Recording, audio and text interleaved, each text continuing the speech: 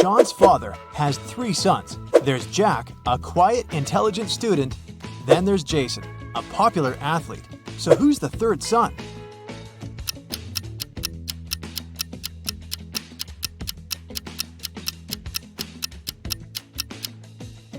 It's John. His father has 3 sons, Jack, Jason, and him, John.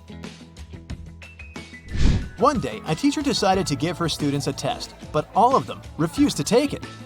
She could give detention for skipping the test to only one student. All of them knew each other's names. If a student knew they were going to get a detention, they agreed to take the test. How could the teacher make all the students participate?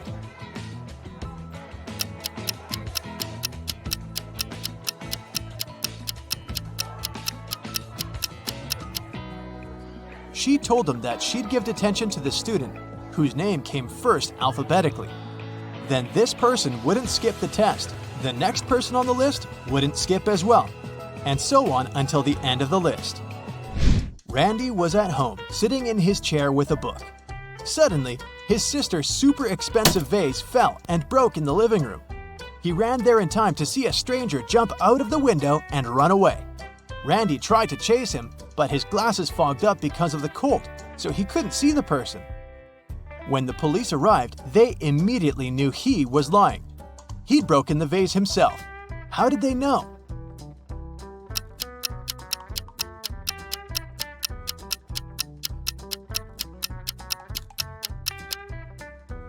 Glasses don't fog up when you go from a warm room to the cold outdoors. It's the other way around. Michael Winston, who dislikes modern art, rushed into the city gallery and caused millions of dollars worth of damage to several paintings. Yet, the manager of the gallery thanked Mr. Winston for his actions. How come?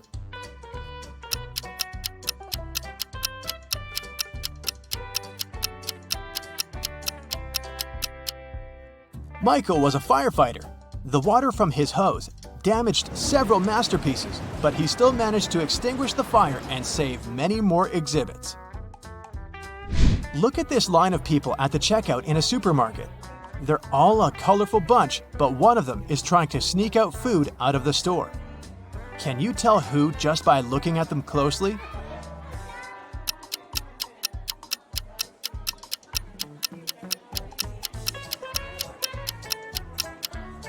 You might have thought it was the pregnant woman because of the fake tummy, but look!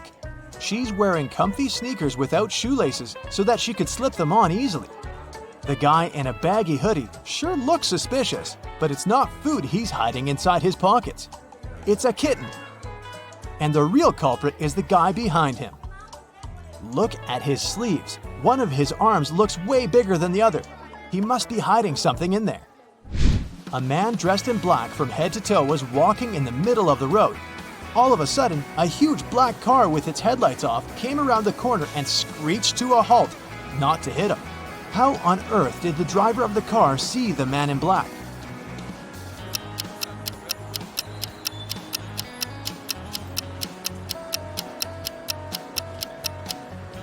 Well, the only reasonable answer would be that it was in broad daylight. Nobody said it was nighttime after all. 3 college friends met after a summer break and were sharing stories about their vacation. Lily described how she and her boyfriend had gone to Paris and seen the city from the top of the Eiffel Tower. Dylan told his friends that he had traveled to Africa with his parents. But on their last day, there was a massive volcanic eruption, and it didn't spoil their vacation only because they flew home that day. And Ellie said that she had visited her uncle in Texas and learned how to ride a horse. One of the stories was fake though. Which one?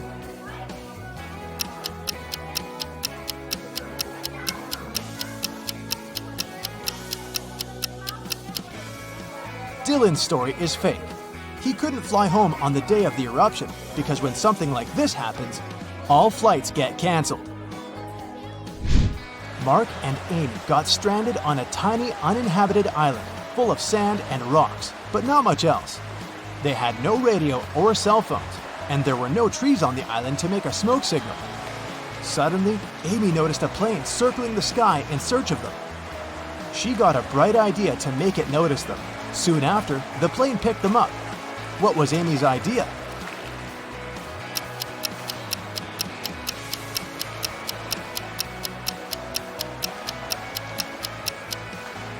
She suggested using rocks to spell out SOS on the sand. Mike was studying for a big test in the school library. It was already late when he finished up and suddenly heard someone shouting for help. The voice was coming from behind a locked classroom door. Mike rushed there and opened it. Inside, there was his classmate, Brad. He told Mike that he'd gone to grab a bite in the cafeteria, only to find it was closed that day. Suddenly, he blacked out. And the next thing he knew, he was locked in the classroom. Mike promised to find out who had done this. By morning, Mike had 4 suspects in mind. When school started, he interrogated them. Matthew told him he'd been doing his homework in a classroom. Emily said that she'd been with Matthew, but later she'd gone home. Olivia claimed that she'd been having lunch in the cafeteria, and Chris explained that he'd been sick that day. It took Mike no time to figure out who was guilty.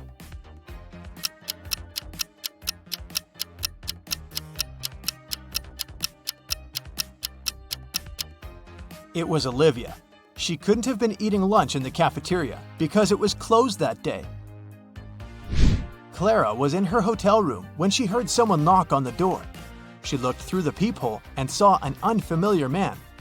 He said, "Hi, I'm the hotel manager. Sorry to bother you, but our database has crashed. Could you let me in to confirm some information?" Clara immediately rushed to her phone and called hotel security. Can you figure out why?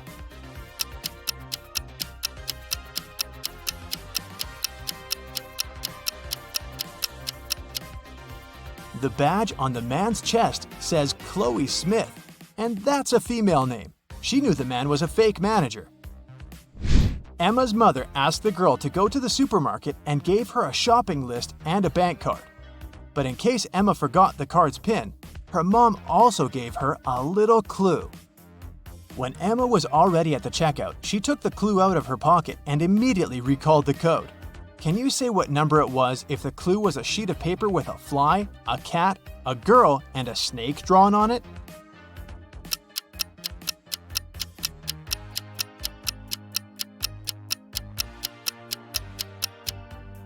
The PIN was 6420. Emma just had to count the number of legs of each creature. Littlefield was a tiny village where nothing ever happened. But one day, Mr. Richardson, a rich farmer, arrived at the police station in tears, saying that 2 of his best cows were missing.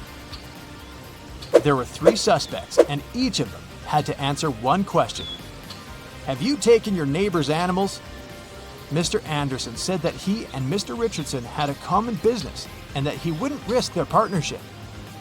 Mrs. Martinez stated that she'd been living in this village since birth and she wouldn't spoil her reputation because of some animals. And Mr. Jones explained that his family had been breeding pigs for centuries, and he didn't have any reason to steal cows. The police officer figured out who the criminal was. Can you?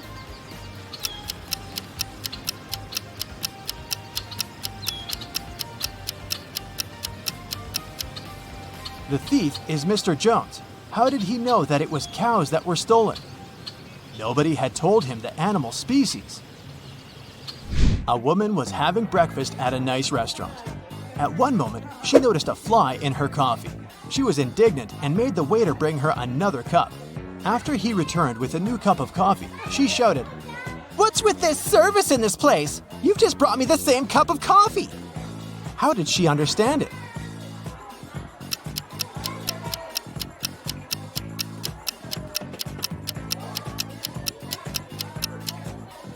She had already put sugar in her previous cup of coffee.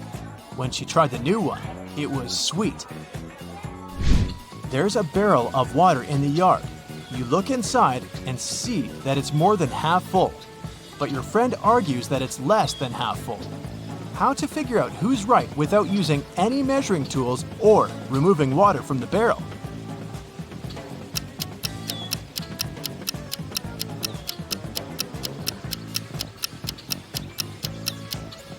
Tilt the barrel so that the water touches its rim. If you can see the bottom, the barrel's less than half full. If the bottom is still covered with water, it's more. Susan found out that her favorite pop band was playing a private concert for VIP clients in a luxurious club. She decided to sneak inside through the back door. But, unfortunately, Susan came across a strict guard behind the door. He refused to let Susan inside without a password. But, luckily for her, there was a hint on the guard's t-shirt. The hint was 2 infinity plus BD.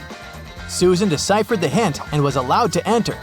Can you guess what the password was?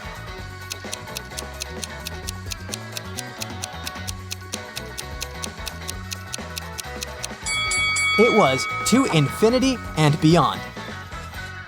After the concert, Susan met up with her friend Bobby. Bobby was an expert in ghost activity. He invited Susan to go ghost hunting to a creepy old hotel. Of course, Bobby had state-of-the-art equipment. Once they arrived at the hotel, his equipment indicated there was strong paranormal activity going on. It looked like the ghost had a sense of humor and wanted to play hide-and-seek with them before it revealed itself. It led Bobby and Susan into a room with 4 doors. Each door had an inscription on it with some clues. The sign on door A said, "It's behind B or C." The sign on door B claimed, "It's behind A or D." Door C said, "It's in here." And door D stated, "The ghost isn't here." Bobby and Susan looked very confused until a note appeared next to their feet. It said, 3 of the inscriptions are false and 1 is true. Can you guess which door leads to the ghost?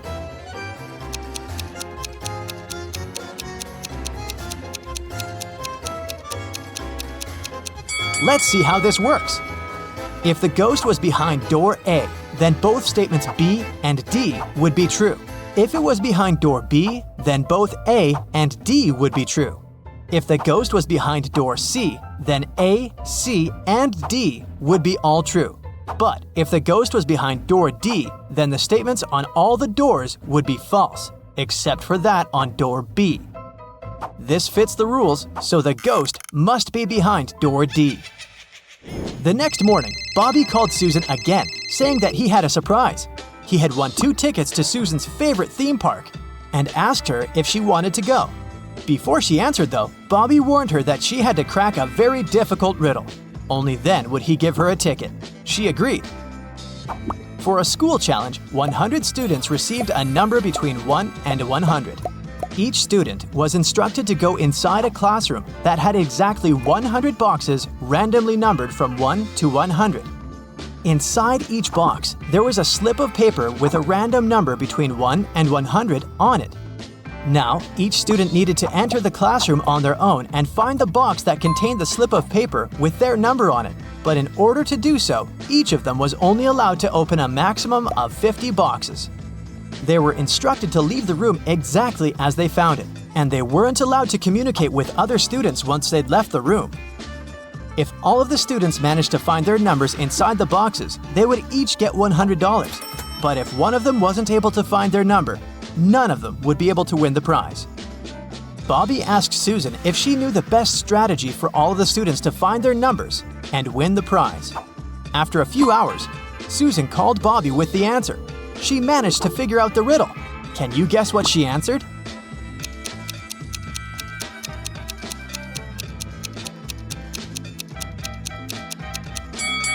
This riddle isn't obvious, but let's see how it works. If each student searched for their numbers randomly, they would each have a 50% chance of finding the box with their number inside. This is because there were 100 boxes and they were allowed to look inside 50 of them. However, the probability of all of them finding their own number following this random strategy is absurdly small. So, to increase their chances of collectively finding their numbers, they would need a better approach. The students could use something called the loop strategy. After entering the classroom, they should go directly toward the box that has their number on top of it. The number inside probably won't be their number, but that's okay. They should check the number inside the box and go look for the box with that same number on top of it, and so on and so forth. They should keep doing this until they find the paper with their number on it.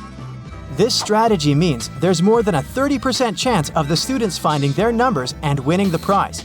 It's not a huge probability, but hey, at least they'll have fun trying to figure it out. One afternoon, Susan found her father Frank in the living room. Frank was a private investigator and he had just received a message revealing the address of the town's most dangerous criminal, Dirty Jack.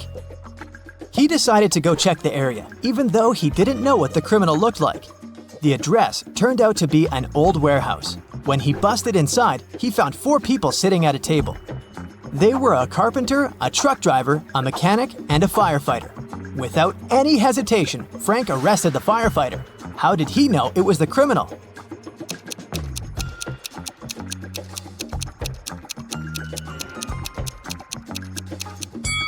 The firefighter was the only man in the room. The rest of the people were women. Bobby and Susan decided to go grab a cup of coffee. But when their orders arrived, Bobby's drink came with a fly in it. He called the waiter and asked him to change his cup. The waiter brought him another cup of coffee, but 2 seconds later, Bobby called the waiter again and said, "Hey, that's the same cup." How did he know?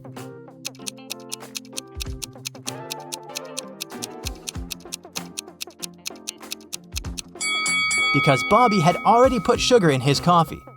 And when he tasted the new drink, it already had sugar in it. Susan and her family went on vacation to their country house, but unfortunately, it was raining heavily. It kept raining for 13 days. When it rained in the morning, the afternoon was beautiful and clear. And when it rained in the afternoon, the next day was blessed with a clear, sunny morning. Overall, Susan's family experienced 11 nice mornings and 12 nice afternoons. Can you find out the total number of days they spent in the country house?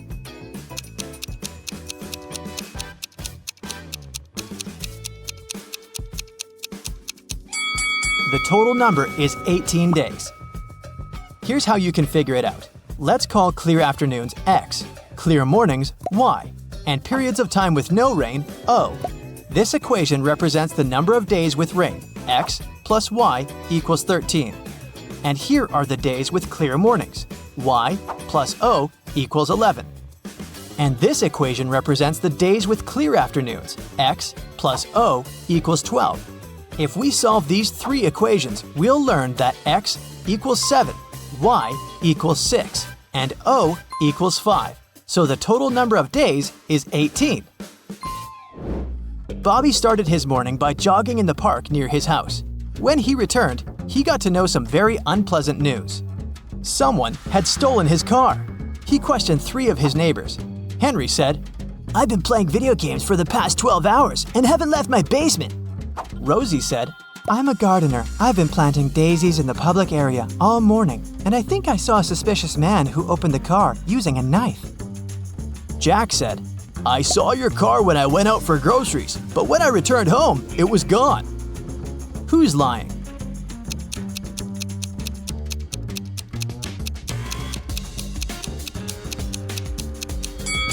Rosie. She said she planted daisies, but look, there are only rose bushes in this area.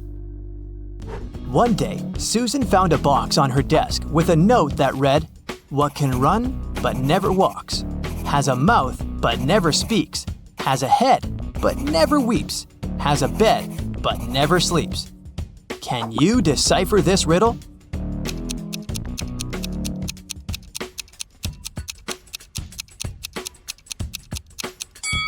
The correct answer is a river. Regina and Claire went to a shopping mall on the weekend to buy some clothes. Regina saw an escalator going down with a big banner that said, "Huge sale! Everything 99% off." Of course, they hurried there. Who wouldn't? But as soon as they headed there, everything faded out. The mall and the part of the escalator behind them vanished. It got all dark, and they had no other option but to go where the escalator would take them. They arrived at a place where they couldn't see anything. Regina yelled for help. Suddenly, 3 signs appeared in front of them. The first one said, "This leads to a sea filled with flesh-eating mutant sharks." The second went, "This leads to a forest with brain-sucking zombie mosquitoes." And the third one said, "This leads to a cave covered with sharp rocks and bats with giant claws." Which one should they choose?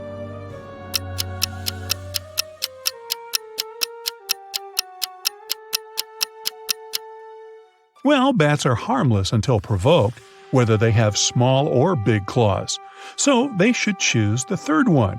And as for the sharp rocks, they just need to watch their steps. They started walking in the direction of the cave when suddenly a peculiar tiny monster cut their way. Welcome to the Underworld, home of all monsters. We hope you enjoy your stay. Even if you don't, you can't ever leave here anyway. And it vanished out of sight. That's when a scary-looking city started to appear around them. What does it mean that we can't leave? Claire asked. There must be someone who can help us, Regina replied. Psst, over here, a creepy monster said from the corner of the street. Crack my riddle and I'll tell you who can help you. What goes around the house and into the house without ever touching the house?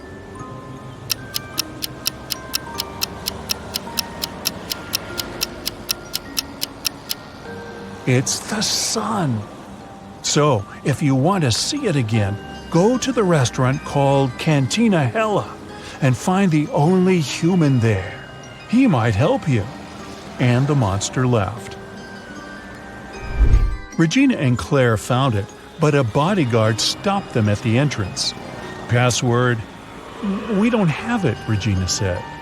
The bodyguard handed them a piece of paper with these numbers on it. The number that comes next is the password. Can you figure it out?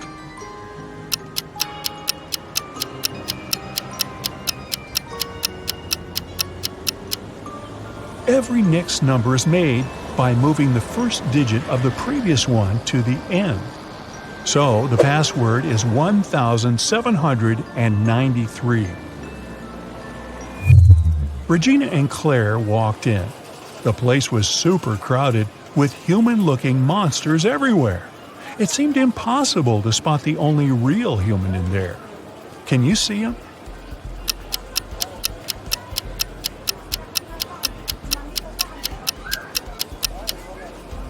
Well, the others may look human, but if you take a closer look, you can see their tails, fangs, horns, and all that. But this guy here doesn't have any of that, so he must be who they're looking for. Regina and Claire approached the man. His name was Eddie. They told him all about what they'd been through. He said, I know how you can get back. I do travel to Earth and back here all the time. I'll help you. Meet me here in an hour. Then he gave them his card and left. On it, there was strange writing. Can you decipher it?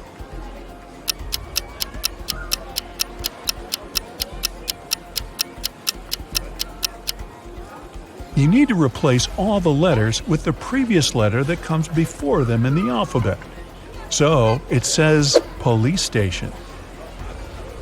Regina and Claire got hungry, so they decided to order something to eat. The waiter brought them 3 different desserts. Which one should they choose?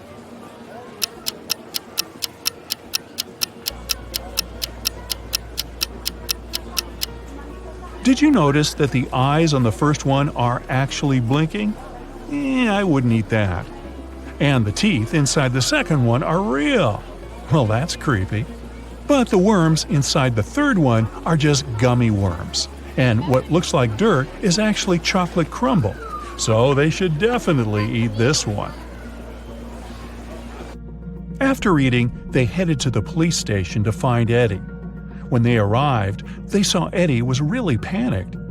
I'm a monster hunter, like a detective of the Underworld, and I caught this extremely dangerous monster called Winona. But she escaped from her prison cell. I don't know how. But Claire immediately figured out how she escaped. Can you?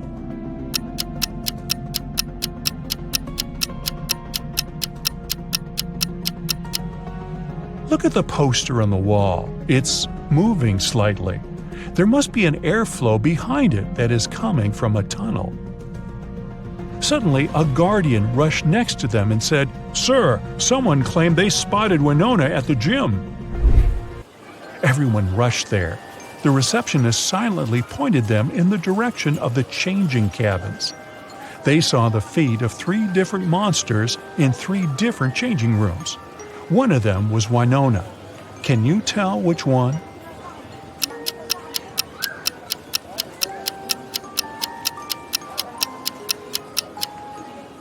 Do you remember what the other prisoners were all wearing? The monster in the 3rd cabin is wearing the same thing, so she must be Winona. Eddie kicked the door of the 3rd cabin, and there she was. Yet Winona looked extremely calm for a monster who was about to go back to jail. Not so fast, she said, and created 4 clones of herself. Now there were 5 Winonas in front of them.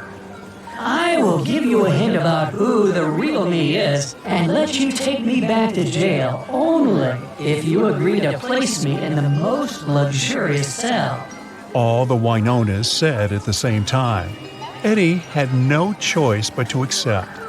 The 1st and 4th clones said that number 5 was the real Winona.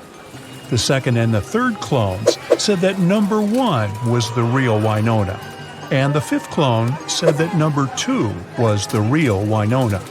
Only one of these statements was true, and the other 4 were lies. So, can you tell which clone is actually the real one?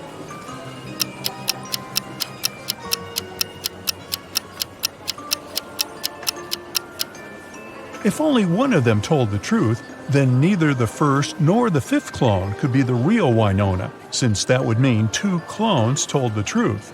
Nor could the real Winona be the 3rd or the 4th clone, since that would mean no one told the truth. So the only way one of them told the truth is if the 2nd clone is the real Winona. After Eddie placed Winona in her new luxury cell, it was time to help Regina and Claire get back home. He took them to a place called the Hound Tattoo Studio and explained that the only way they could go back home was to get a key-shaped tattoo, which would open a portal to Earth. The tattoo artist showed them his key symbols catalog and said each different key shape opened a portal to another land, and they needed to pick the one that would open a portal to Earth, because if they can't, nobody knows where they travel. Can you help them?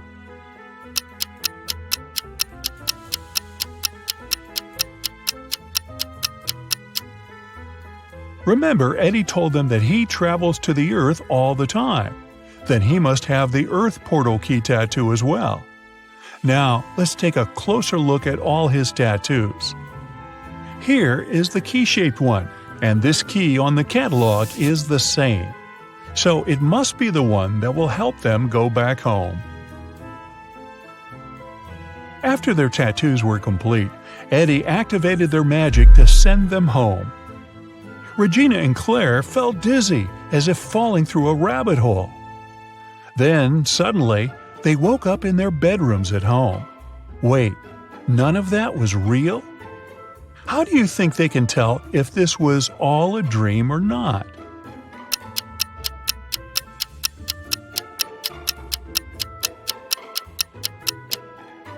Simple. They should just check if they really have tattoos now. Yup, there they are. They definitely didn't have them when they were at the mall. Well, that was weird. Sophie is an art student. She's painting something really curious. It's a greenhouse. But there's a white house inside the greenhouse, and a red house inside the white house. And there are lots of cubs inside the red house. Can you guess what exactly Sophie is painting?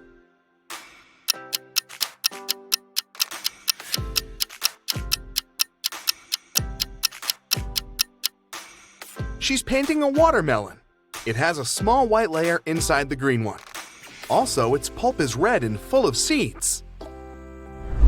Sophie is walking down the school hallway and meets her best friend Paul. There's a huge stain of red paint on his stomach.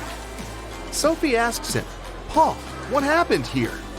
Paul replies, "I was walking to the classroom, but suddenly some mad students sneaked up behind me and splattered paint all over my back. And then he just teleported like a superhero." Sophie says, "Stop fooling around," and leaves. Why?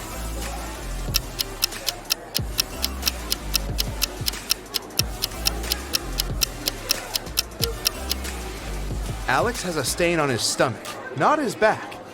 Therefore, it's a fake story. Sophie and her classmates are drawing a still life, but one of the students is an imposter. Can you guess who?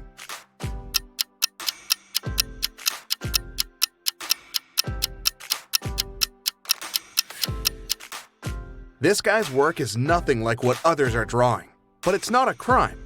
But this lady over here has a police badge in her pocket, which means she's probably working undercover. Sophie enters an auditorium. 3 of her 3 classmates are very busy. Julia is standing on a ladder and hanging pictures. Paul is carving a sculpture from marble. And Nina is filming Paul. Which one is in greater danger?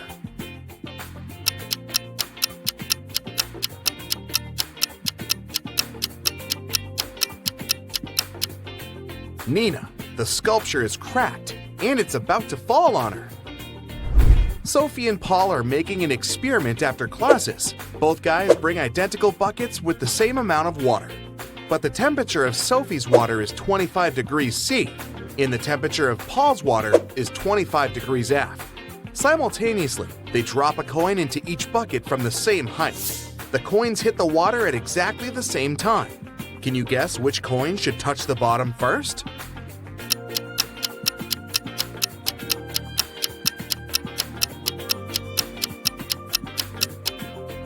The coin in Sophie's bucket. At 25 degrees C, water is liquid, while at 25 degrees F, it turns into ice. Sophie is walking down the pier. She spots a cute boat and decides to paint it. She asks the 2 guys standing nearby, "Who's the owner of this boat? Can I paint it?" Both guys like Sophie and want to impress her. So they both shout, "This is my boat. Can you help Sophie figure out the real owner?"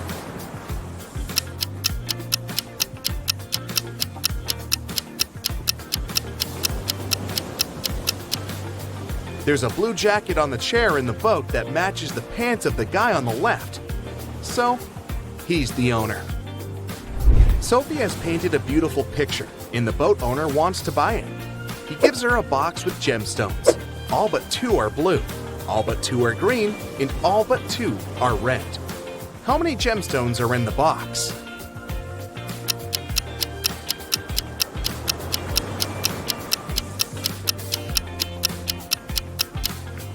He gave Sophie a total of 3 gemstones, 1 blue, 1 green, and 1 red. Sophie visits Paul's house, and he offers her an apple that seems very delicious. She can't resist, but after taking a bite, Sophie finds a worm in the apple. Paul apologizes, but Sophie says, "Don't worry, it could be even worse." Can you guess what could be worse?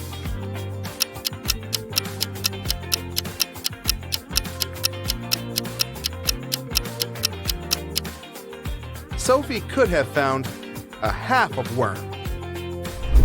The next morning, Sophie enters the classroom. She sees Nina claiming that she had painted this portrait. Sophie gets furious and says, "You're a liar! It's my work!" Can you spot the real author?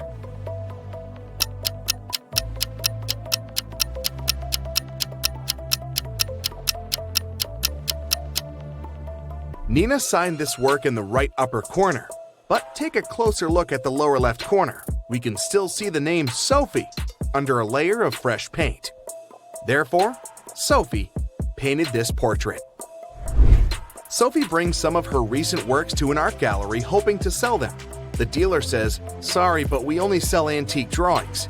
They should be at least 300 years old." Sophie says, "Liar," and leaves. Can you guess why?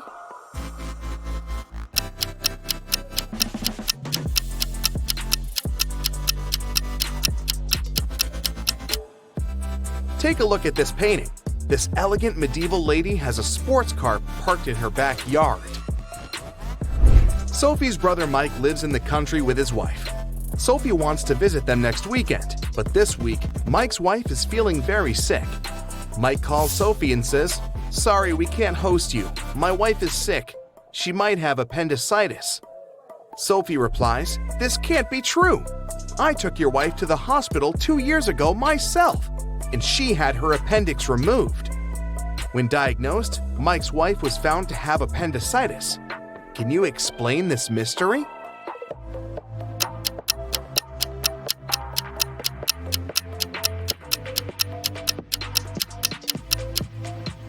It's possible because Mike had remarried and forgot to tell Sophie.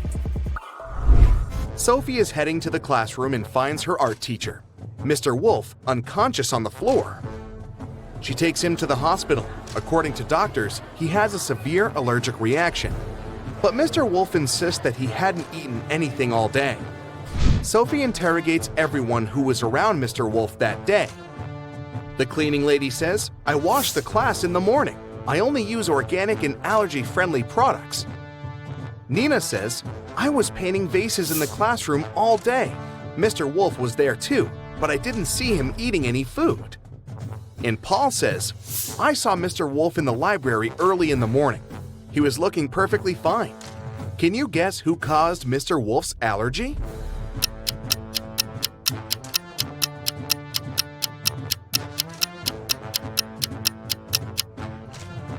The cleaning lady.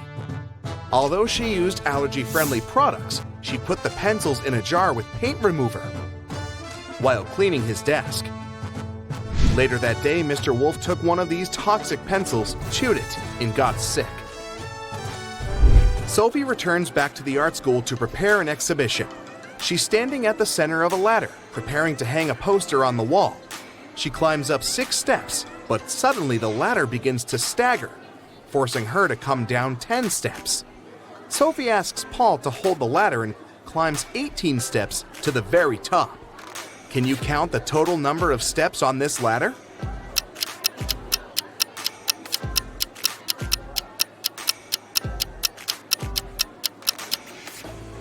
Let's say that the middle step number is x. From the middle step, Sophie goes up 6 steps, which is x plus 6. Then she goes down 10 steps, and she's now at x minus 4. After that, Sophie goes up 18 steps, so she's now at x plus 14, or at the very top of the ladder. 14 steps from the top, plus 14 steps from the bottom, plus the middle step, and we get 29 steps. The art exhibition is going well. Hundreds of people came over to see it. Suddenly, someone cuts the power for a moment, and when it's back again, Sophie sees that the most expensive sculpture is missing. Can you help her find the thief?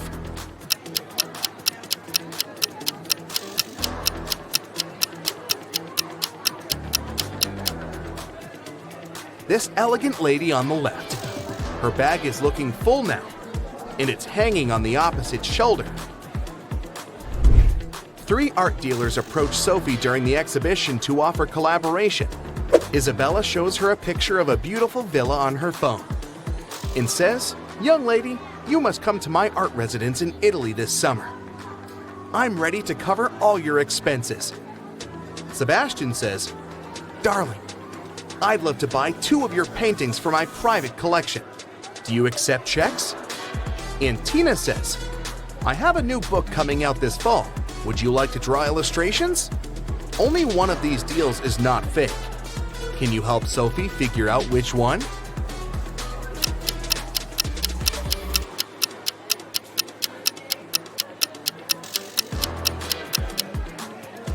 There are Hollywood Hills in the background of this villa, so it's definitely not in Italy.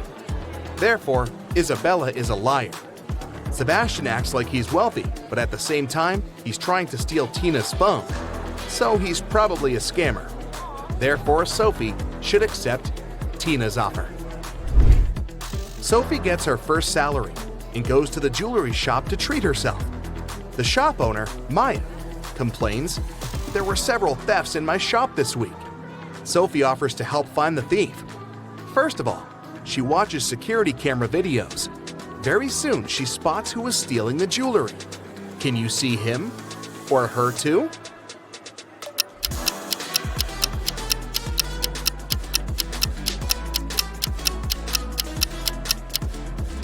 This lady is hiding the jewelry in her umbrella. Betty has a sister, Amy. Gail is Betty's mother. Meanwhile, Dan is Gail's father and Samantha is Dan's mother. Can you figure out how Amy is related to Dan?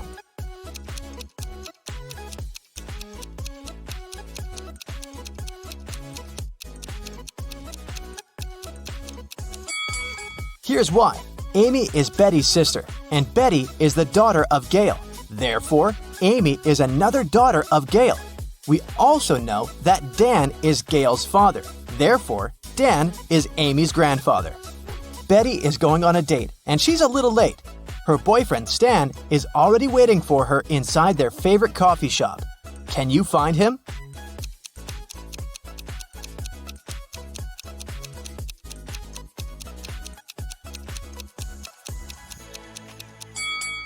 It's this guy on the right. He has a small gift box on the table. After the date, Betty takes a car sharing to go home. The car is parked at this point. Can you figure out the only point Betty can reach?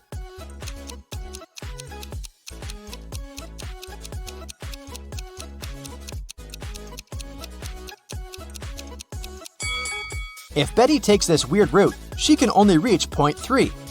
One of the most popular mailing websites is facing a system error. That's why the passwords of some clients are changed.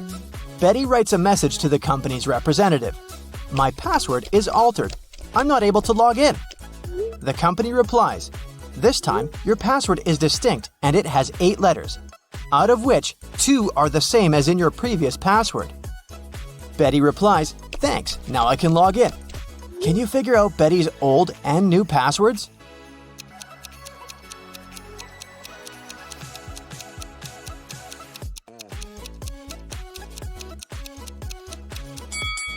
Her new password is distinct, and the old one is altered.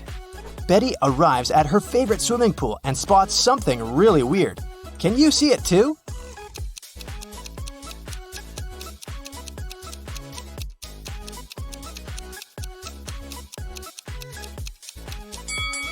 Someone swapped these guys' shadows. After swimming training, Betty goes to the public shower. There are other people in shower cubicles nearby. Can you spot who's unwanted here?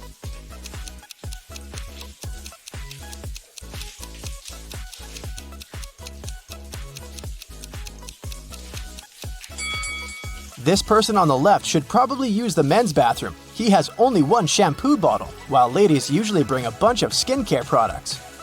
Betty meets her best friend Rob. He always tells the truth. Rob says, I have one specific whole number on my mind. It's 1, 2, or 3. You can ask me just one question, but I can only reply yes or no, or I don't know. What question will you ask to figure out the number I'm thinking about? Can you help Betty?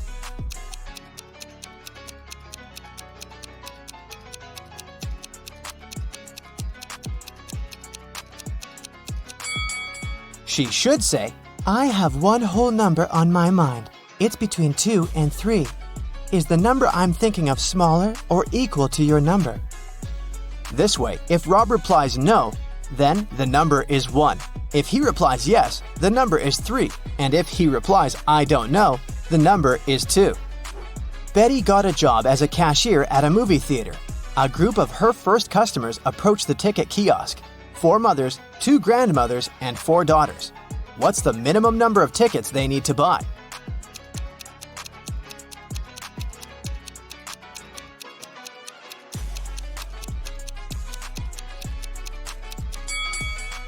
Only 6. Betty has 3 keys that open 3 different doors. How many attempts does she need to figure out the key for each door?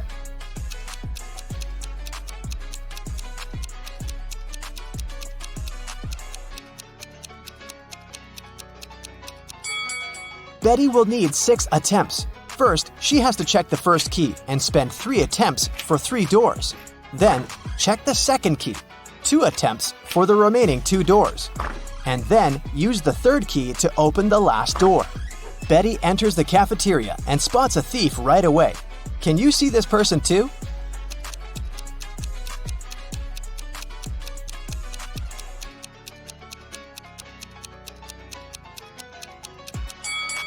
This elegant lady in the chair has a plastic detector attached to the stolen clothes. Someone robbed the movie theater. Betty calls the police and they arrest 3 suspects. Officers check the guy's passports. Can you spot a fake ID?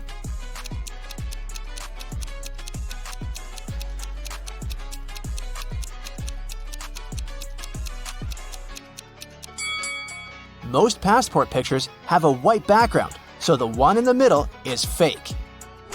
Late at night, Betty is walking home in a snowstorm. She meets her neighbor walking a dog in the street and freaks out. Can you guess why?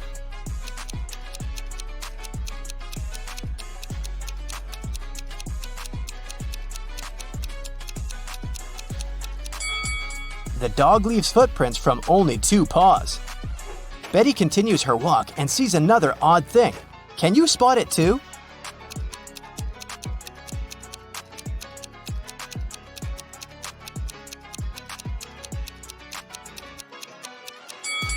It should be the moon, not Saturn. Betty enters her apartment building and meets 3 neighbors in the elevator. One of them is a werewolf. Can you guess who?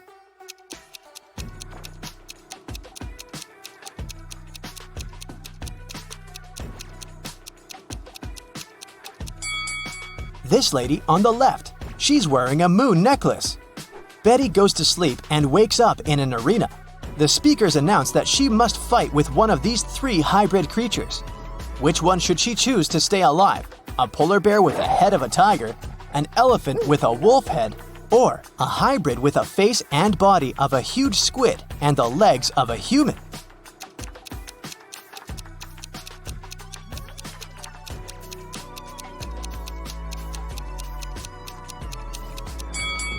Betty should choose the 3rd hybrid.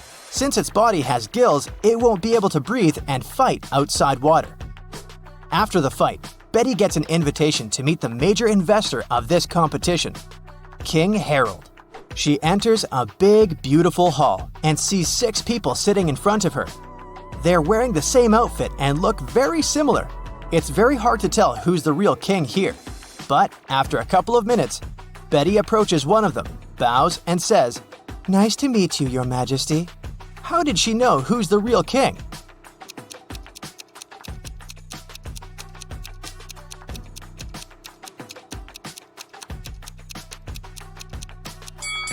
All the other guys were looking at the king very attentively to imitate his manners and actions. Meanwhile, the real King Harold was sitting calmly. Betty returns home and faces bad news. Her cat Fluffy is missing. Betty questions her neighbors. Lily says, "Sorry, I didn't see any cats. I'm working from home. I spent all day working on my new book." Vanessa said, "I haven't seen Fluffy today, and it's cool because I have a terrible allergy to cats." And Bob said, "I think I heard a cat meowing on the balcony a couple of hours ago." Can you guess who stole the cat?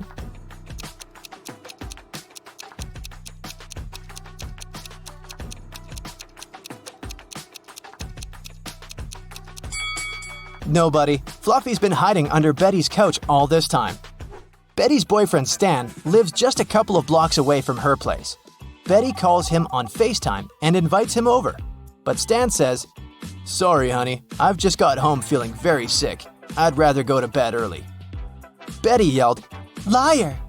and hung up. Why?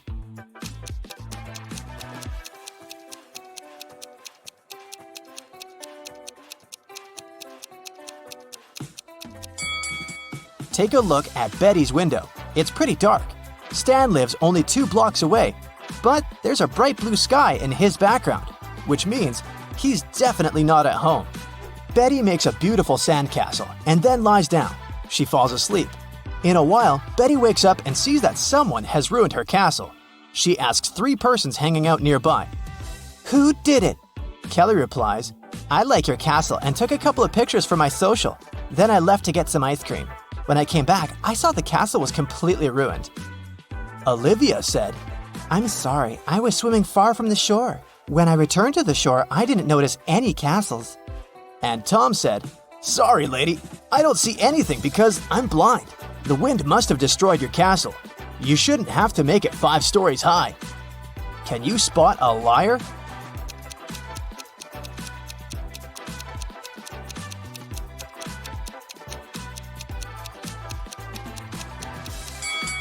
Tom is lying. He said he was blind. How did he learn the castle architecture in detail? Betty is using an app to find accommodation for her vacation. She likes 3 offers. Rose invites her to stay in a cozy bedroom on the 4th floor of her luxurious villa for the price of $50 per night. Jane is ready to host one person in a tiny guest house in her backyard for $30. And Tyler offers to rent his boat for $200 per night. Fishing equipment is included. Only one of these advertisements isn't fake. Can you guess which one?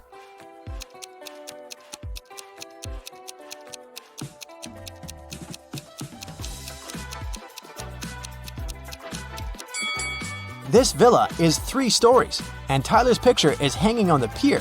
He's a runaway thief. So, Jane's guest house is the safest option for Betty.